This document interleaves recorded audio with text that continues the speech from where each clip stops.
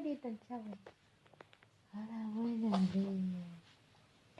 em gì là với làm gì là gì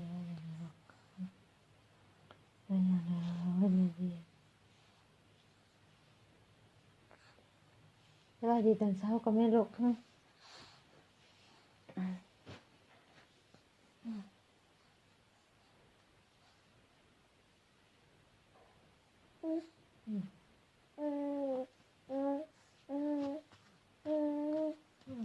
ทำมือแปะ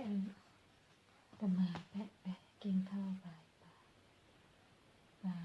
ก็มีแต่ใช่น่ามีแต่กำเบี้ยวเนี่ยนี่กำเบี้ยวอะไรแล้วก็เคยเปี้ย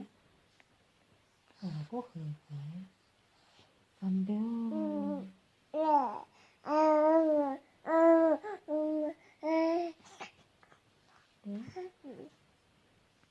สบายดีจังก็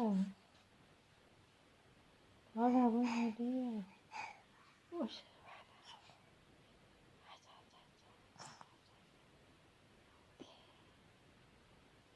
ไม่ใส่เรียนต้นเด็กตาเรียน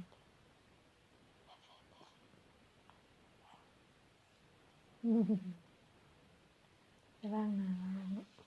เราเรียนเตียบกระดาษบ้างมั้ย